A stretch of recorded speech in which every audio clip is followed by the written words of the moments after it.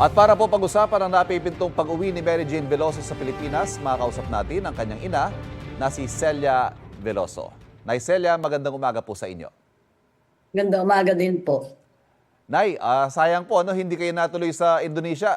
Kumusta po ang pamilya nyo ngayon at ano hong huling napag-usapan ninyo tungkol kay Mary Jane sa kanyang pag-uwi?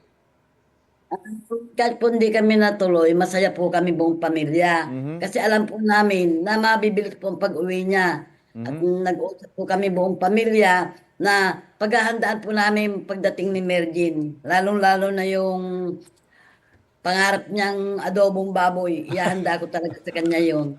Nako, mukhang pati yung menu na pag sa pag-uwi ni Mary Jane, handang-handa na, ano? Opo. Ano hong huling napag-usapan ninyo? Si Mary Jane Hubas sa ngayon habang tayo nag-uusap ay nasa Jakarta na? Opo, kahapon pa po nasa Jakarta na. Mhm. Kanina po, simba nga po kami kanina eh. Simbang Mhm. gabi. At ano po ang latest? Ano kaya may balita ho ba kayo? Anong latest? Kasi nandun daw siya sa Jakarta para simulan na yung proseso ng kanyang pagbabalik Pilipinas. Opo, yun lang po alam namin. Pinunta na po sa Jakarta, ayusin lang po yung mga papeles na kailangan. At alam ko po na makakauwi na po ang aking anak. Kaya hintay na lang po namin dito.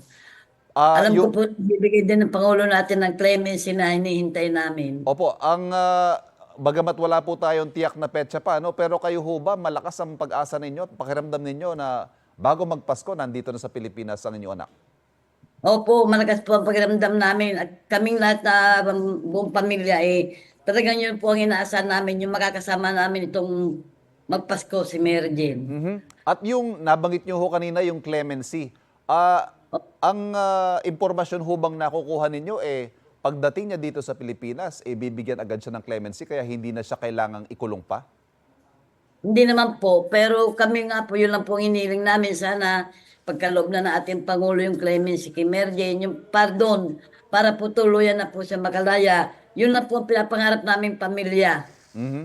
Oo, nung huling natanong ho ang Pangulo tungkol dyan, ang sinabi niya, wag daw munang gumawa ng anumang announcement. Yun daw ang pakiusap ng gobyerno ng Indonesia. Pero may indikasyon ho ba kayo na igagawad ng Pangulo ang clemency tulad ng hinihiling ninyo?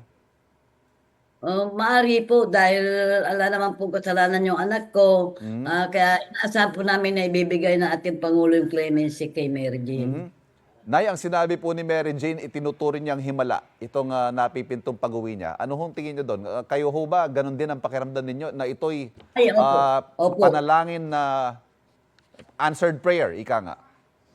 Opo, totoo po. Himala po talaga, malaking himala dahil sa loob po ng 6 na taon, tahimik, walang ingay yung kay Mary Jane. Wala na po talaga, parang nawalan na ako ng pag-asa. Oo. Kaya nagulat na lang po ako, tama yung sinabi ni Mary Jane, Nanay, huwag kayong mag-alala, alam ko, magsasama tayo, buong pamilya, alam ko makakauwi ako. Eto na po, binigay na po ng Panginoon ng himala kay Mary Jane para makauwi na dito. Ayan, oo.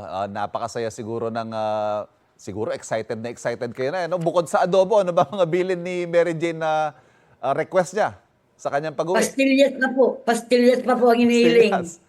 Pastillas, Yung tsaka pastillas. adobo. Opo, yun po hinihiling lang ni Mary Jane. Aba, siguro lahat ng adobong mauubos niya, iyahanda ni Nanay. Nay Celia, Opo. maraming salamat po sa pagpapaunlak, ha? Thank you. Maraming salamat din po. At nakausap po natin si Celia Veloso, ang ina ni Mary Jane Veloso. Kapuso, huwag magpapahuli sa latest news and updates. Mag-iuna ka sa balita at mag-subscribe sa YouTube channel ng GMA Integrated News.